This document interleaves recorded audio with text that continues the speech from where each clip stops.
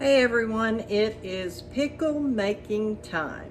Let me kind of give you a rundown of what I'm doing, and then I'm going to set the camera behind me and just let it film as I work.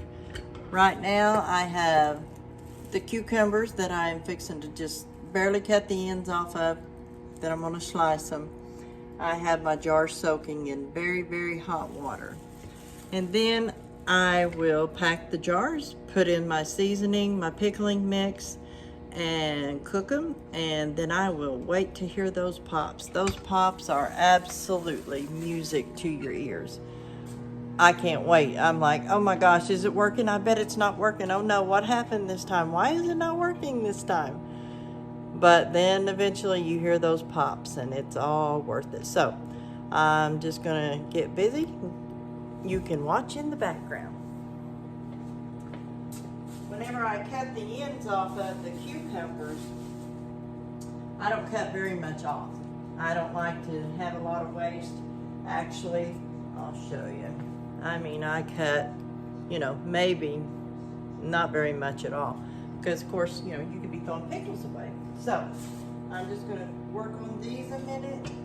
I've got some water in the microwave, boiling actually, so I can pour it in my jars, and my jars will be extremely hot. And one secret to the pickles that I make, I've never not done them this way, so I'm not sure. But my cucumbers are refrigerated because at my house we like crispy pickles. We don't like soggy pickles, so that's one thing that I do to try to help the process, and sometimes it just doesn't work. Sometimes it depends on the cucumbers. If they're going to be a soft pickle, then they'll be a soft pickle. So I use Mrs. Wage's pickling mix. I use the dill, and I use the bread and butter.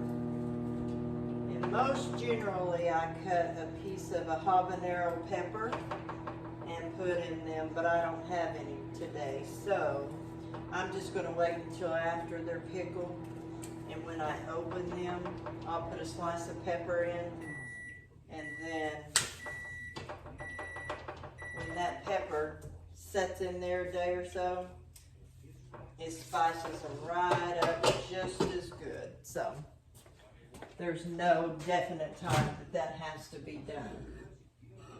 Okay, I'm going to put this boiling water in my other jar.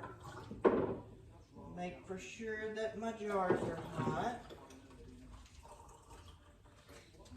And then I'm going to add very hot water to my lids and to my rings.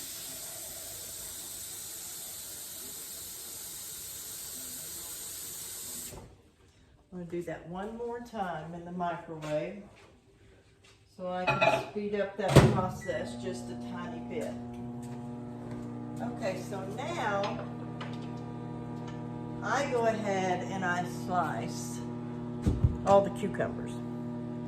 I just slice them about that thick, if that helps you. And you can tell whenever you're slicing them, you hear that little crispness, that's what you want.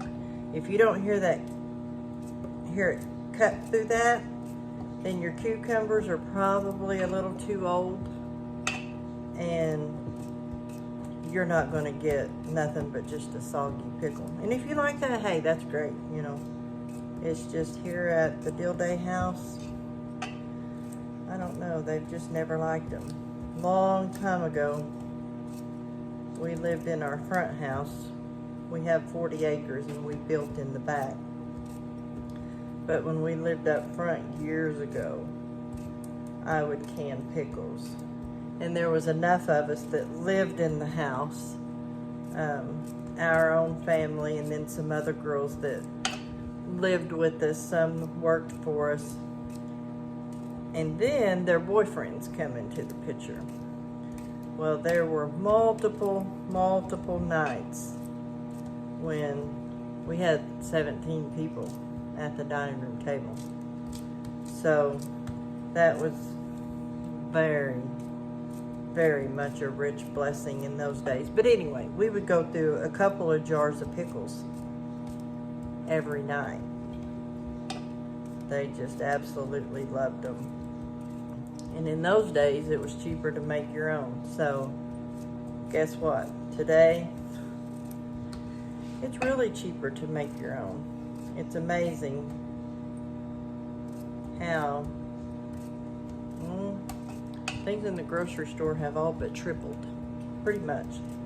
Me and my kids were talking the other day, and it's like, man, you know, your weekly budget absolutely has tripled if you have to buy everything at one time. And it just, it's insane. But, you know, there is a hope beyond, and we won't always have to pay those prices. So 1 or 2 more pickles, and I will have this cut up and ready to go. The process kind of, once you get going, it's kind of a hurry up process. So I like to have things done in stages and ahead of time. I'm gonna sit these back over there on the counter. Wouldn't you know, a fly. Haven't even had a fly all day. So I'm gonna sit these on the counter, and I am going to go ahead and start my brine, which, like I said, it's Mrs. Wage's kosher pickle dill mix. I've used this brand for years, y'all. I really have. I don't know. I have used it for probably 20 years, I would say. And so you start out with your 7 1/3 cups of water, just cold water, because you're going to boil it. And then you have your 3 1 cup of vinegar, white vinegar. And so you're going to bring that to a roaring boil. So I turn it up on high. I've got my bath water roaring. It's ready to go. So all I have to do is wait and get that brine boiling, which I should have already had done. And then I can pack my jars and I can put them in the bath. So when I get to that point, I'll check back in. Okay guys, we are at a roaring boil all the way around. I'm gonna pack these hot jars with cold cucumbers. Pack them in there pretty good. I'm gonna put the pickling brine in a jar.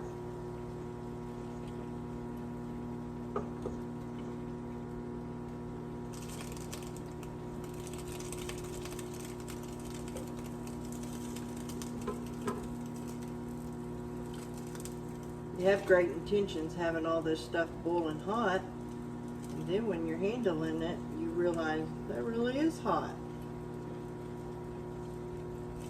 Try not to make a mess because I don't have all the necessary things.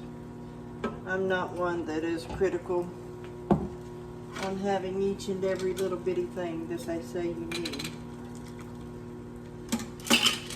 Maybe someday, but what I've done's always worked. So, get that cap on there. Just one turn tight, set it aside. Now let's get all the jars finished. And then we will throw these bad boys in that water bath. On the package it says to cook them a lot longer than what I do. My deal is if I have the jars all hot and I have the lids and the rims all boiling hot, I'm not going to cook it as long as what it says, because it's the reason that you have to cook it is to get that sealed. If everything is already just boiling hot and you use good seals, you're going to be okay. I actually bought cheaper jars this time because it's what I could find. And when I made pickles the other day, I had one that did not seal. So, I bought Ball flats. Ball is a great product. I'm sure if anybody knows about the canning, they would agree. All right, here we go. At least one more quart, and then I've got a pint over there because I didn't think I'd have 4 full quarts. We'll see what we end up with. All this.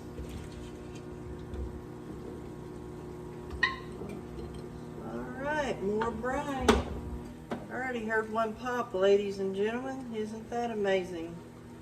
That shows you how getting them super, super hot. Everything hot and good to go. Getting that lid on good. The microwave is going off because, actually, what happened, I ordered a water bath canning pan. Listen, I was so frustrated when that thing came yesterday because the dimensions that it gave me included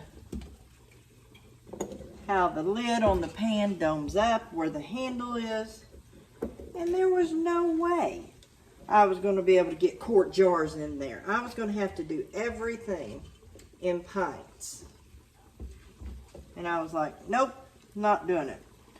So, I have more water to boil. Isn't that amazing? Y'all already hear that? I have more water to boil in the microwave in case I need to add water in the process of doing this. I think I just overfilled that one just a tad bit.